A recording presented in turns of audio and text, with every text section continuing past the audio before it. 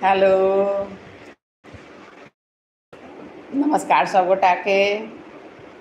सभी को नमस्ते। मैं लय भाई हूँ यूट्यूब से। जुड़िए आप लोग।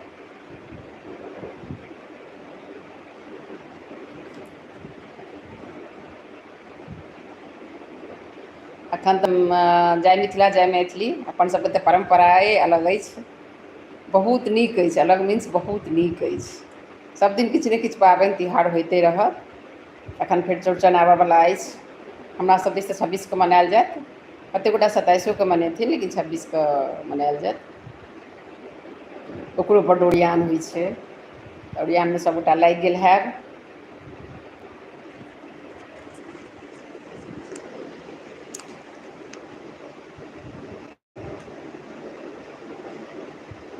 दही हेतै, मटकुरी हेतै, डाली सब हेतै, ओहिमे फल फूल पिरुकिया टिकड़ी से सब तऽ ओहि दिन बनतै, लेकिन पहिलेसँ ओरियान कऽ कऽ लोक रखैए।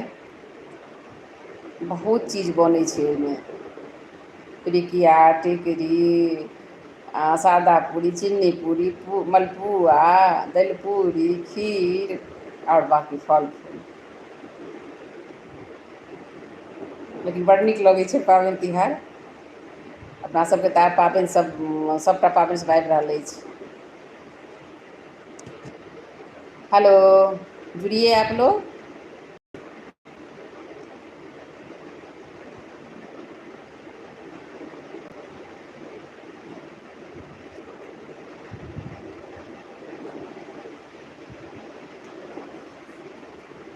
हेलो हेलो, जुड़ू जुड़ू जुड़ू अहाँ सब। देखियौ हमर बालकोनीसँ अहाँके हरियरी देखाइ देत। हाय, कमेंट करियो। जुड़िए आप लोग, कमेंट कीजिए।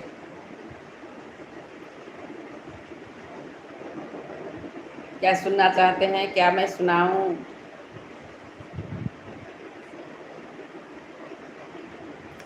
अखन एकटा अपना सब दिस या पूरे भारतमे कहि दियौ जे बहुत ई चीज चलन भऽ गेलै। बीचमे छलए जे लड़केके मारि दै छलखिन, लड़की सभके पसन्द नहि होइ छलनि, घरवला सब अपन बियाह करा दै छलखिन तऽ ओ लड़केके कोनो ने कोनो रूपमे ओ मारि दै छलखिन। ओहो बहुत दुखद घटना।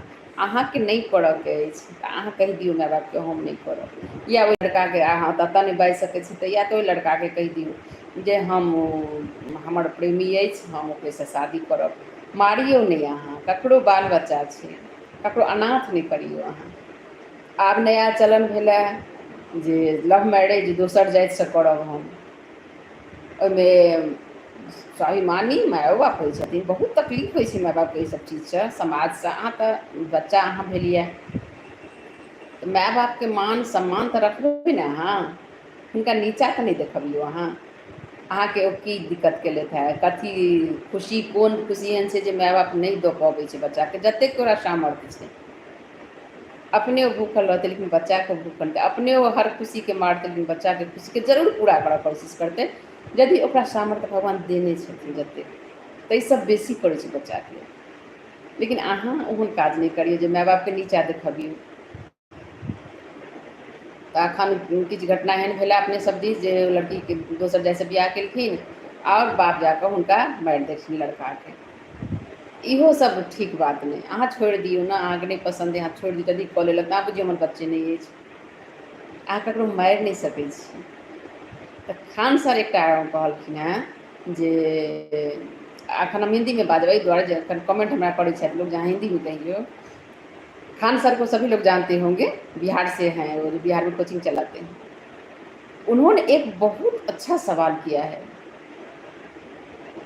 कोर्ट जज से, वकील से, कि अगर हर चीज़ में अगर बच्चा का एडमिशन होता है, जन्म होता है, जो होता है तो उसको माँ बाप चाहिए, उसका साइन चाहिए।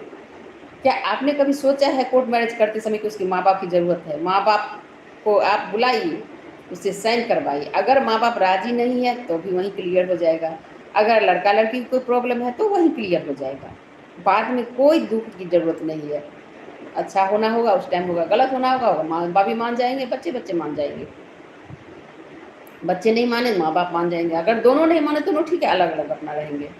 लेकिन उसी टाइम क्लियर हो जाएगा। तो ये उनकी तारीफ होनी चाहिए, बहुत अच्छी सोच उन्होंने सुनाया है समाज को, वकील को, जज को, नेता को, सभी के लिए उन्हें मैसेज हो रहा है कि कोर्ट मैरिज में भी माँ बाप का साइन जरूरी होना चाहिए, वहाँ माँ बाप को बुलाया जाए कोर्ट में, तभी आप कोर्ट मैरिज करने दीजिए, नहीं तो बना नहीं कीजिए। आप बोलिए उसको कि दोनों को अपने माँ बाप को बुला के लाओ, देखिए समाज सुधर जाएगा उससे, बहुत बहुत बदलाव आ जाएगा, बहुत चेंज आएगा। क्योंकि हर आदमी सोचेगा कोर्ट मैरिज तो होगा नहीं, तो हम शादी कैसे कर सकते हैं, तो इसलिए माँ बाप को या तो मनाएगा या तो खुद मानेगा, दो ही होगा। और ये होना चाहिए, उसकी समझ होना चाहिए। अभी आप इतने माने जिसको माँ बाप 50 लाख 1 करोड़ खर्चा करके पढ़ाता है बच्चा को, वो बच्चा ऐसा कर लेता है, कितनी दुख की बात है। शादी तो आपको होगा ही, शादी नहीं होने का सवाल ही नहीं है। फिर आप माँ बाप को कॉन्फिडेंस में लीजिए। अब माँ बाप जो आपके लिए इतना कर रहे हैं, क्या आपको वो अच्छा जीवन साथी नहीं दे सकते हैं? बिल्कुल देंगे, और वो देंगे तो बहुत अच्छा देंगे, आपकी सोच से कहीं ज़्यादा अच्छा होगा वो। कहीं लड़की को मार देता है, कहीं लड़का को मार देता है, ये सब नहीं। पहले समाज में क्यों नहीं होता? क्योंकि वो माँ बाप की सोच होती थी। माँ बाप जो सोचेंगे बच्चे के लिए, वो बहुत अच्छा सोचेंगे। इसलिए सोच को बदलिए, आप लोग भी चेंज कीजिए। ठीक है, पहले कोशिश कीजिए कि बच्चा को मनाने की, नहीं तो आप मानिए, नहीं तो छोड़ दीजिए आप उसको। बच्चे को भी समझना पड़ेगा कि जो माँ के लिए इतना करते हैं, वो आपके लिए कभी गलत डिसीजन नहीं लेंगे। हेलो, आप समस्त मिथिलावासी सब अभियो जुड़ियो की फरमाइश यहाँ सबके।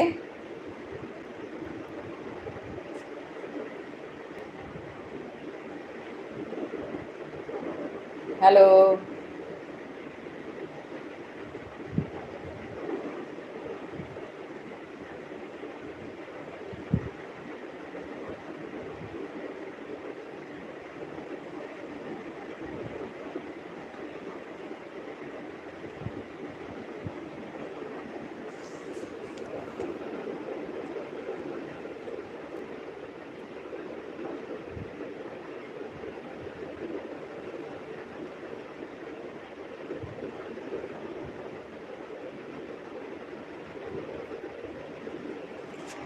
कहियो की कह चाहे छे, कमेंट तो करियो अहाँ सब। यदि नीक लागैत हुए तो जरूर हमारा चैनल के कनि सब्सक्राइब कऽ देबै, लाइक्स कऽ देबै आ शेयरो कऽ देबै। क्या तो अहीं सब दुआरे तो हम एतऽ तक एलियै है, और अहीं सब चाहबै तो बढ़तै हमरा। और जरूर मिथिलावासी सब कमेंट करूँ, एक दोसर के सब्सक्राइब करूँ, लाइक्स करूँ, तो बहुत आगे हम सब निकल जेबै। सब गोटा एक दोसर के सपोर्ट करिए। और एहिमे जायवला ककरो किछु नहीं छै, बस लाइक पर दबा दियो, शेयर पर दबा दियो, और कमेंट कऽ दियो, सब्सक्राइब कऽ दियो।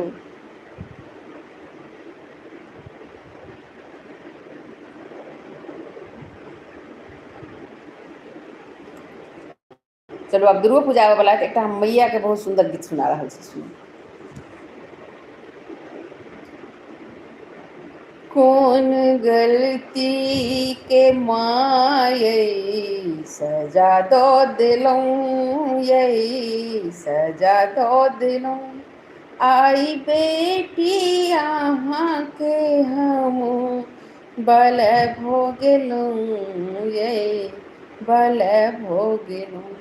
कौन गलती के माये सजा दो दिलों, यही सजा दो दिलों, आई बेटी यहाँ के हम बल भोगलूं, ये बल भोगलूं।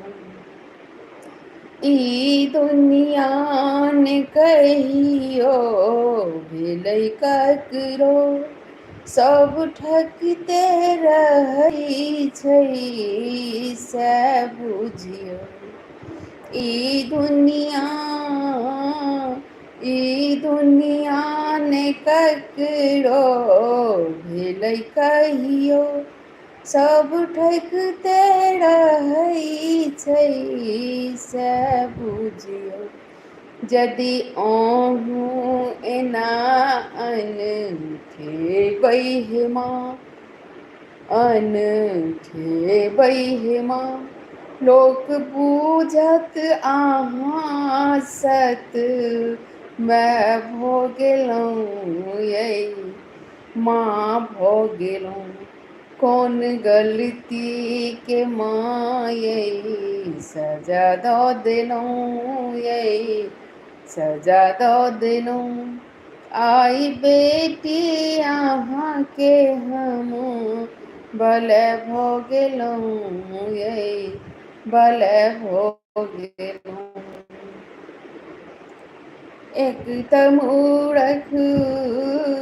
एक तऽ मूरख बना कऽ छोड़लहुँ अहाँ, राग दोष ईर्ष्या के लोभ में बोरलहुँ अहाँ।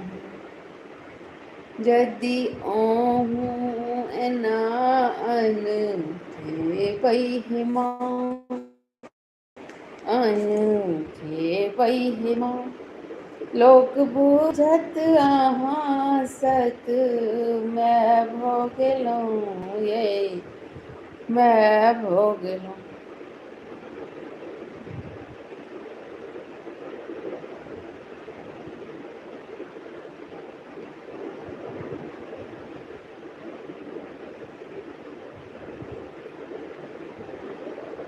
ये सब फैन थी हमार, आबे जाए जाओ।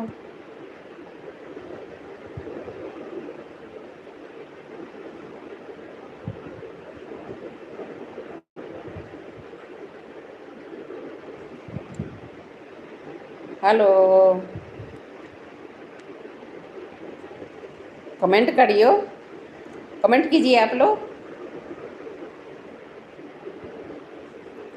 समाज को बदलने के लिए कुछ कुछ टॉपिक चाहिए, जैसे मैंने बताया अभी कि सही में जज को अगर वो बोल दे कि नहीं, जब तक मम्मी पापा नहीं रहेंगे हम साइन नहीं करेंगे, वकील बोल देंगे तब तक नहीं हो सकता है, तो ज़रूर कुछ ना कुछ सुधार ज़रूर होगा। तो परिवर्तन लाने के लिए सबको साथ आना चाहिए। बच्चे मान लीजिए बच्चे उतना नहीं समझते हैं उस टाइम, लेकिन उनको समझाना पड़ेगा। तो क्यों नहीं समझेंगे, वो बच्चे ज़रूर समझ जाएंगे। कोशिश करनी है, ज़रूर बदलाव होगा, और बहुत अच्छी सोच है ये, और होना भी चाहिए ऐसा।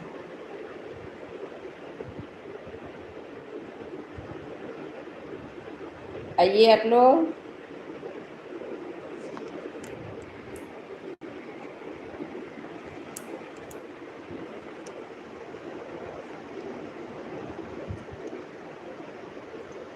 हेलो,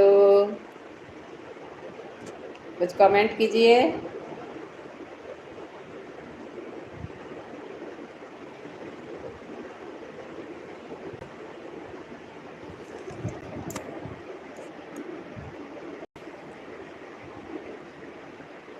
हाय।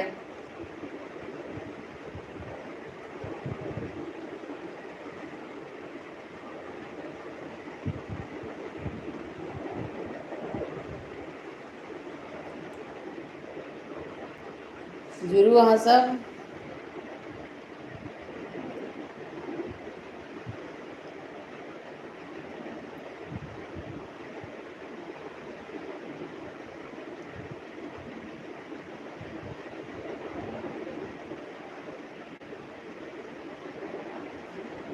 कमेंट करूँ अहाँ सब, लाइक्स कऽ दियौ, सब्सक्राइब कऽ दियौ। हम जितियाके बारेमे सेहो बतायब, जितिया तऽ एहि बेर बहुत बढ़िआँ अछि।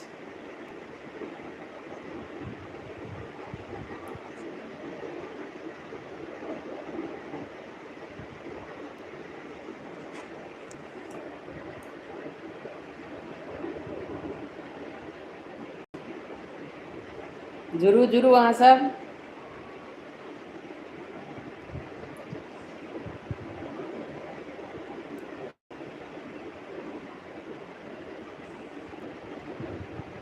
हेलो,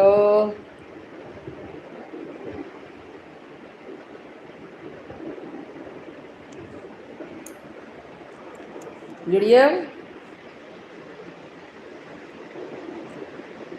हेलो इसके झा जी।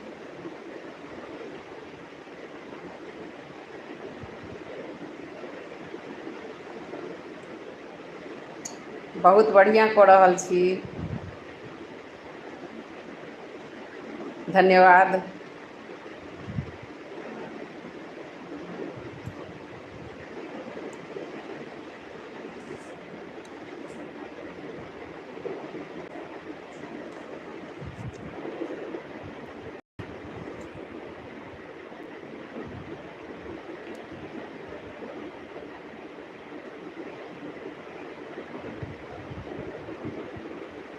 हेलो।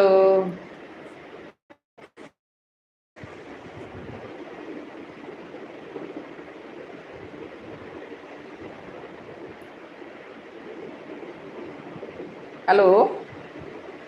जी जी। अपने जुड़ल छियै लाइवसँ, बहुत बहुत धन्यवाद। जी कहियौ किछु।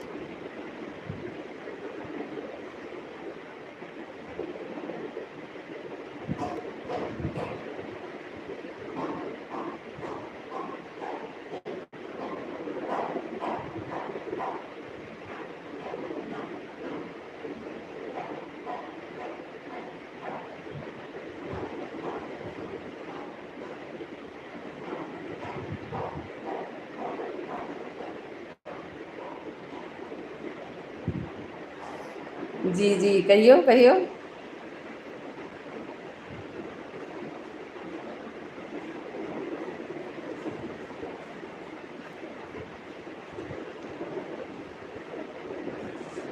जी कहू।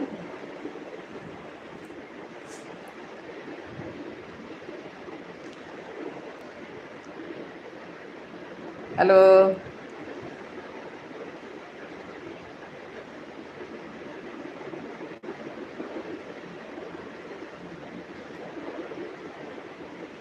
जी आप हिंदी गाना सुनना चाहते हैं? जी ज़रूर मैं सुनाऊंगी।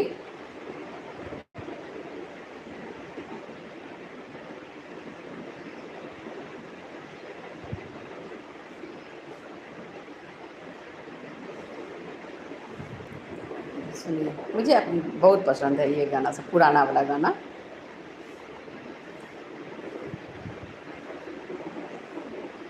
तेरा साथ है तो मुझे क्या कमी है, तेरा साथ है तो मुझे क्या कमी है, बाहरों से भी जिंदगी मिल रही है, तेरा साथ है। पूरा याद नहीं है हमरा। अब अहाँ सब फरमाइश के लिए जेटा हिंदी गीत गए तो हम कहलूँ।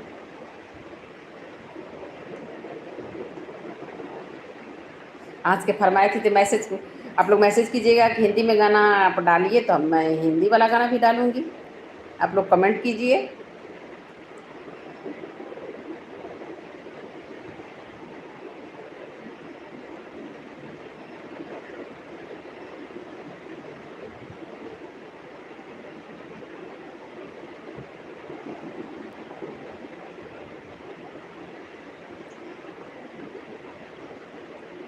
आओ आओ अहाँ सब।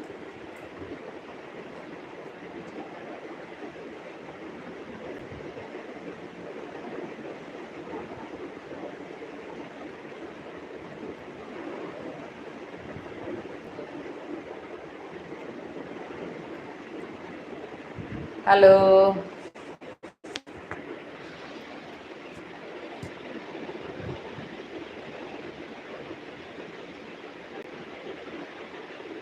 चलो एक फिर हिंदी गाना हम सुनबै छी।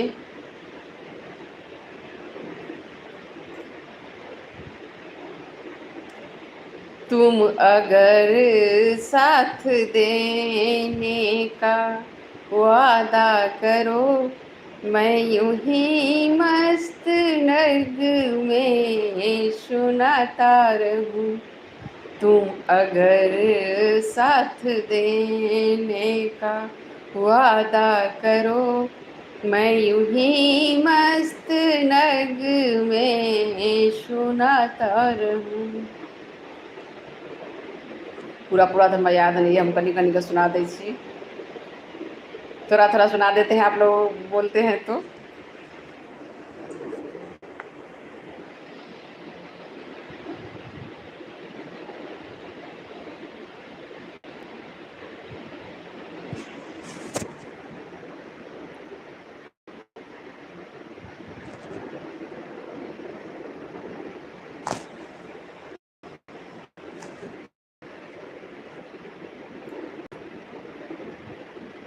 आजकल समाज में बहुत, ये नहीं है कि सब बुरा ही है, अच्छाई भी है।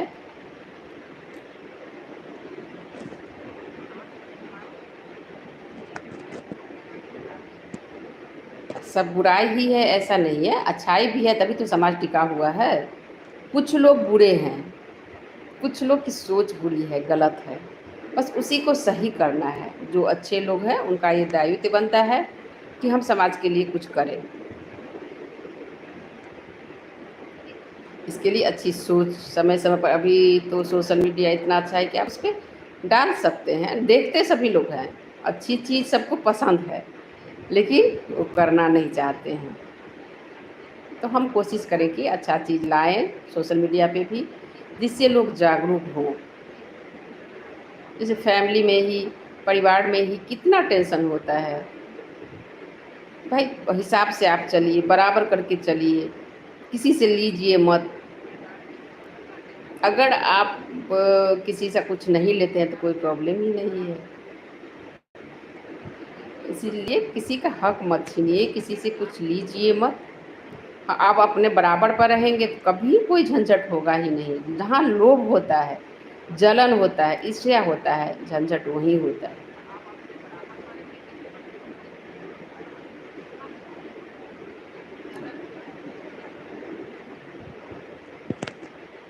जुड़िए आप लोग, जुड़ू मिथिलावासी सब। हेलो।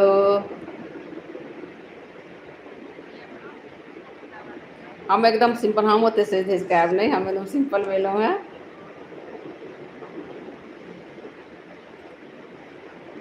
जरूर कमेंट करू ना, अहाँ सब किछु कमेंट तऽ करियौ। अब कमेंट वाला सेक्शन हमर बंद है कि की अछि, नहीं बंद तऽ नहीं अछि। आउ अहाँ सब जुड़ू, कमेंट करियौ।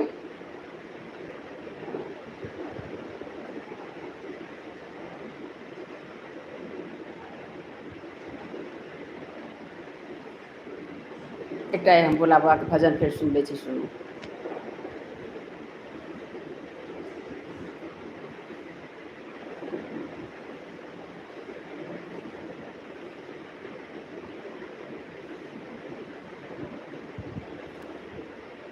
जहाँ नाथ रख दोगे वहीं मैं रहूँगा, जहाँ नाथ रख दोगे वहीं मैं रहूँगा, जहाँ ले चलोगे वहीं मैं चलूँगा, जहाँ ले चलोगे वहीं मैं चलूँगा, जहाँ नाथ रख दोगे वहीं मैं रहूँगा, जहाँ नाथ रख दोगे। और जते गीत हम देने छी, जितना गीत हम डाले हुए हैं, गा रहे हैं अभी, वो हम सब सारे यूट्यूब चैनल पर डाले हुए हैं। आप लोग ज़रूर सर्च कीजिएगा और देखिएगा, अच्छा लगेगा गाना सब। ज़रूर सपोर्ट कीजिए मुझे। मैं कोशिश कर रही हूँ कि आप लोगों को इंटरटेन करूँ।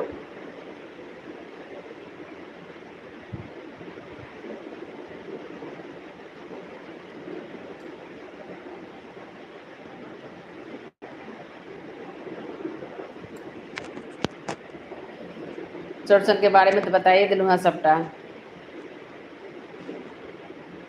आब जितिया लेल एक दिन अबै छी हम लाइव, 2-3 दिन में आयब हम लाइव, तो जरूर जुड़ब अहाँ सब। हम दुपहरिया में आयब।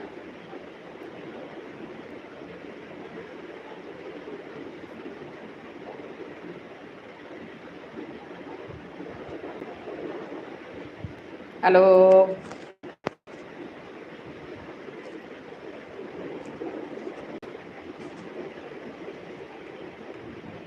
हेलो जी, कमेंट कीजिए। लाइट वर्ल्ड सैड है, क्यों सैड क्यों है भाई? अपनी लाइफ में सैड होने की ज़रूरत नहीं है, उसको जगह मत दीजिए। आप खुश हो जाइए, सैड अपने आप चला जाएगा। और कोई प्रॉब्लम ऐसा नहीं है जिसका कि समस्या का हल नहीं है, उसका सॉल्यूशन नहीं है। हर समस्या को समाधान मिल जाता है, इसलिए समस्या को सुलझाइए और दुखी होने की कोई ज़रूरत नहीं है। लाइफ मिला है, ज़िंदगी मिली है दुखी होने के लिए नहीं, खुश रहने के लिए। जो बातें आपको दुखी करता है उसे आप इग्नोर कीजिए, उसे साइड कर दीजिए ना। हम दुखी क्यों हों?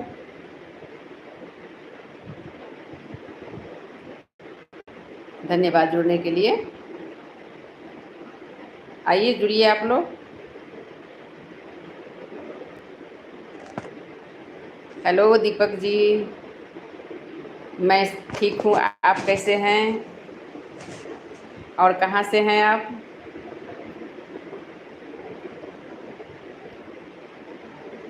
ज़रूर आप लोग जुड़िए, मैं फिर आऊँगी 2-3 दिन के बाद।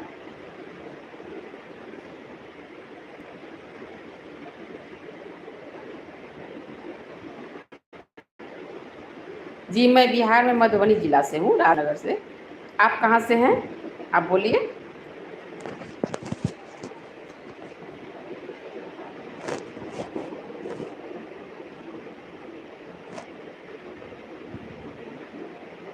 हाय, कहाँ से हैं आप?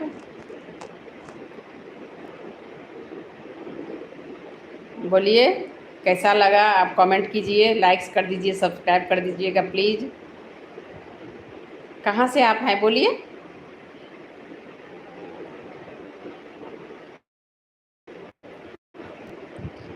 हेलो,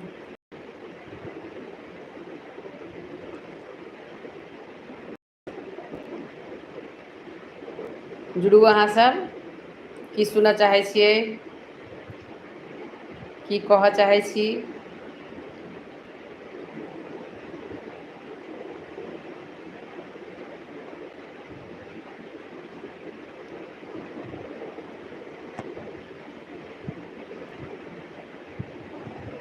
जी जी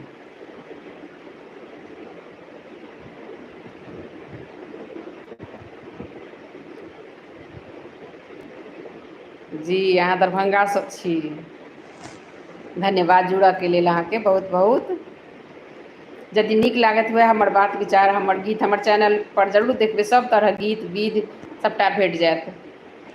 तऽ जरूर सब्सक्राइब कऽ देबै, लाइक्सो कऽ देबै। किया तऽ मिथिलाञ्चलके लोक जखने बढ़ेथिन, मिथिलावासीके तखने बढ़थिन। एकटा कोशिश हम केने छी। और जतेक मिथिलाके पुरान गीत सब है, धरोहर अपन मैथिली भाषाके, सब विधिके शादी सब, उपनयन मूड़न सब चीजके हम देने छी अपना चैनल पर, जरूर अहाँ सब देखबै।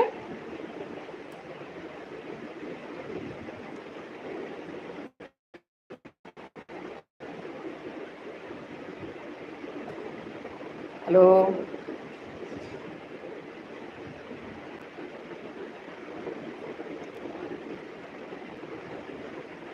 अहाँ सब जुड़ू। क्या सुनना चाहते हैं आप लोग बोलिए, क्या सुनाऊं? आजकल बच्चों के परवरिश पर बहुत ज़्यादा ध्यान देने की ज़रूरत है, क्योंकि माँ बाप दोनों जॉब करते हैं तो संस्कार मिल नहीं पाता है। सास ससुर को कोई रखना नहीं चाहता है, माँ बाप को कोई रखना नहीं चाहता है। पहले जो माँ बाप साथ में रहते थे, संयुक्त फैमिली था, उससे बच्चों को शिक्षा मिलती थी, संस्कार मिलती थी। संस्कार तो ऐसी चीज़ है नहीं कि आप घोल के उसको पिला दीजिए, खरीद के पिला दीजिए, ऐसा नहीं है। वो घर की परवरिश होता है। वो आपके परिवार में कैसा क्या किसका व्यवहार है, कैसे लोग बोलते हैं, बड़े के क्या करना चाहिए, आदर देना चाहिए, छोटे को सम्मान देना चाहिए, प्यार देना चाहिए, ये सब घर से लोग सीखता है। तो ये सब चीज़ घर में ही मिलती है। इसीलिए सभी लोग जुड़ के रहिए। माँ बाप को, दादा दादी को बच्चा कैसे पहचान पाएंगे, नाना नानी दादा दादी सभी लोग कहेंगे उसे किससे प्यार करना है, उनसे कैसे लगाव, इससे लगाव होता है परिवार में। आप जितना समय देंगे, साथ रहेंगे, उतना लगाव बढ़ेगा।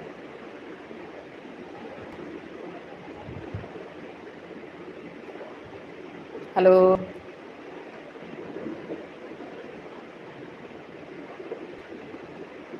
हेलो।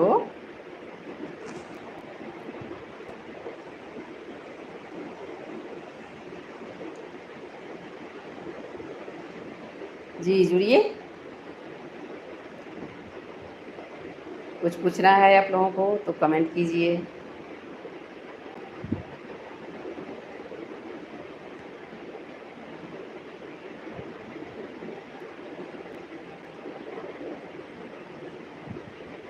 चलो दीपक जी, हम अहाँ तऽ पड़ोसिए छी, मधुबनी और दरभंगा।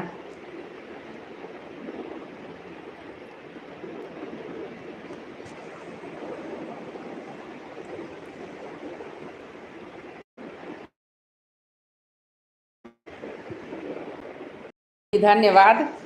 आ यदि नीक लागि गेल हुए, यदि नीक लागल हुए, जबरदस्त नहीं छै, तऽ जरूर सब्सक्राइबो कऽ देबै, लाइक्सो कऽ देबै।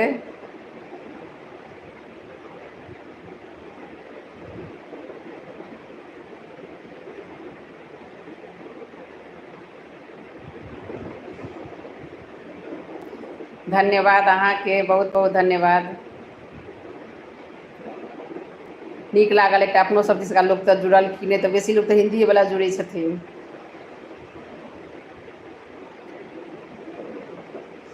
फेर परसू चारिम दिन हम अबै छी तऽ जुड़ब।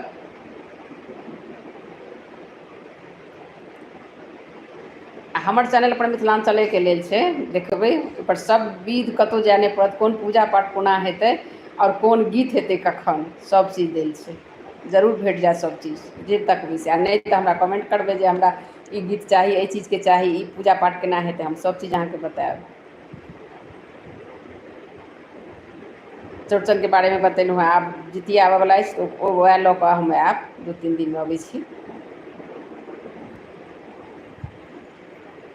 आइ कनि फ्री छलहुँ तऽ कहलहुँ एखन सवेरे कनि आइ आबि जाइ छी।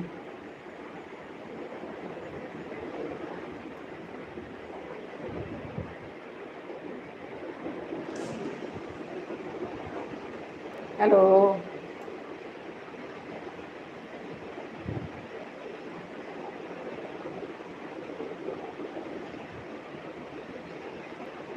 जी दीपक जी, अहूँके चैनल छै की?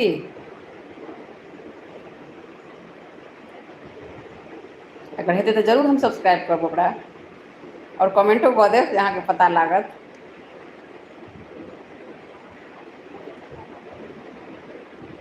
बस हमरा अहाँके एक इएह छै जे अपन मिथिलाञ्चलके बढ़ावा दियौ।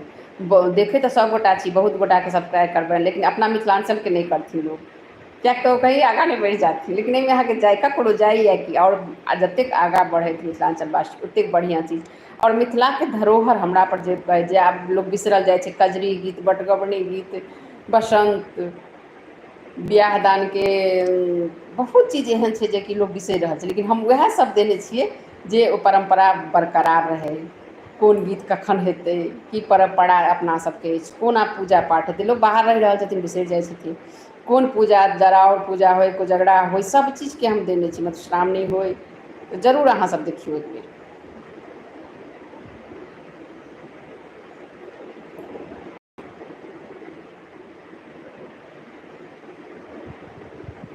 हेलो।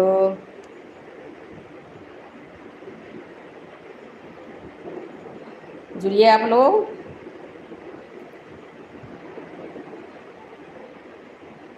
बहुत अच्छा लगता है बात करके किसी से, ऐसा लगता है कि नहीं हमने जो किया है वो शायद उन लोगों को पसंद आ रहा है।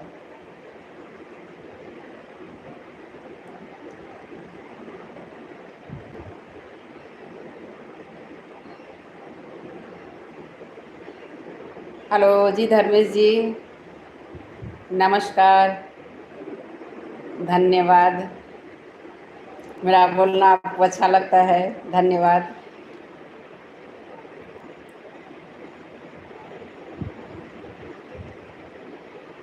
ये तो आपकी मेहरबानी है कि मेरा गाना आपको अच्छा लगता है, इसके लिए भी थैंक यू आपको।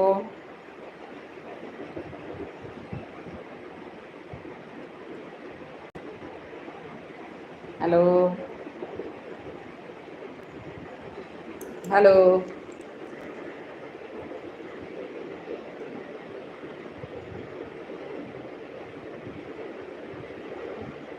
जी, जुड़िए।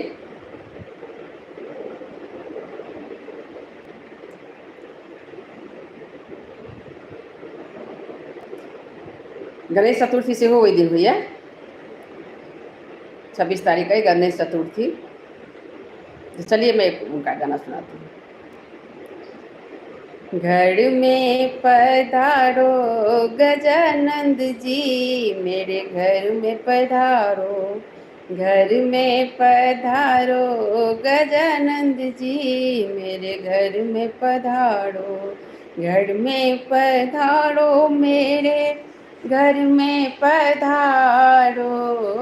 घर में पधारो मेरे घर में पधारो।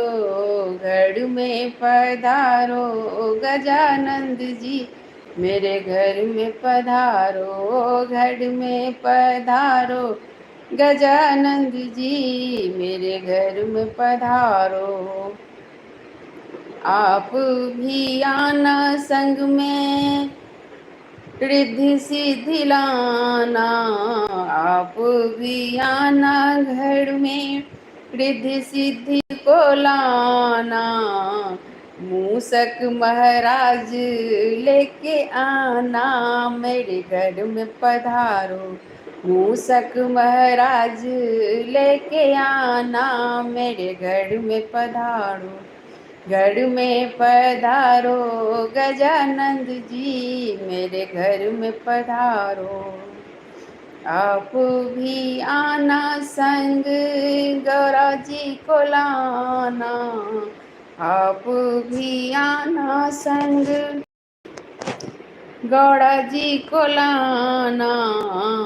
भोले बाबा को लेके आना, मेरे घर में पधारो। भोले बाबा को लेके आना, मेरे घर में पधारो। घर में पधारो गजानंद जी, मेरे घर में पधारो। धन्यवाद। आइए आप लोग जुड़िए।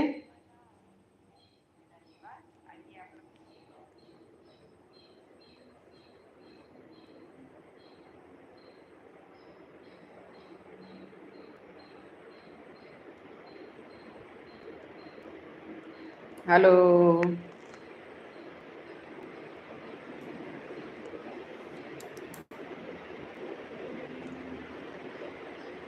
जी, आपके बहुत बहुत धन्यवाद।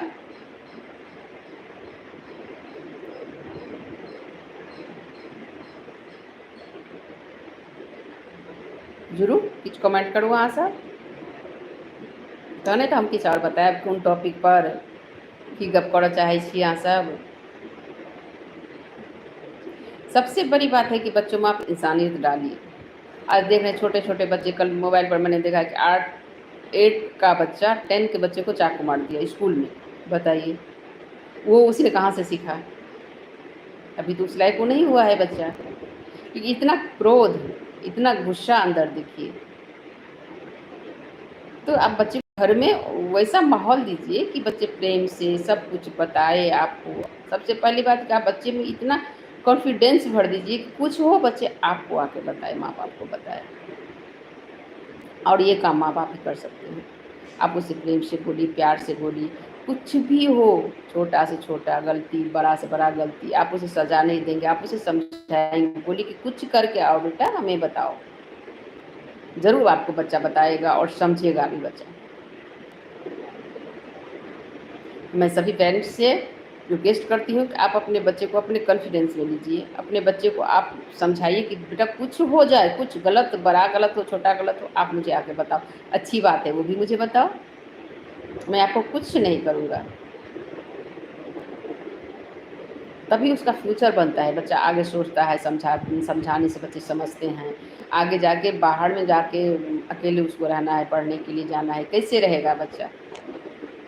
उस पे आपको सोचना है, आपको बताना है कि नहीं बाबू ऐसे रहना है, ऐसे करना है, बाहर जाना है, थोड़ा-सा धैर्य रखना चाहिए, थोड़ा बर्दाश्त करना चाहिए, शांत रहना चाहिए, हर किसी को जवाब नहीं देना है, गुस्सा नहीं करना है।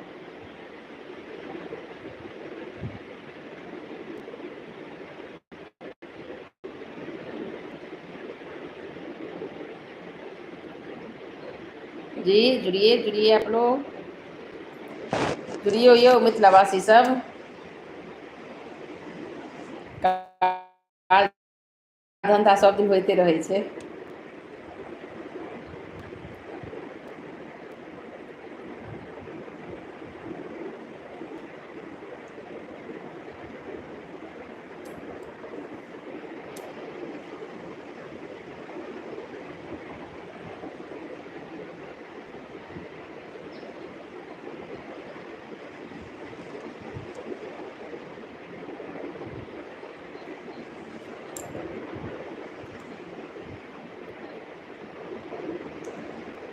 ठीक छै तहन तऽ आब आइ हमर राखब आब।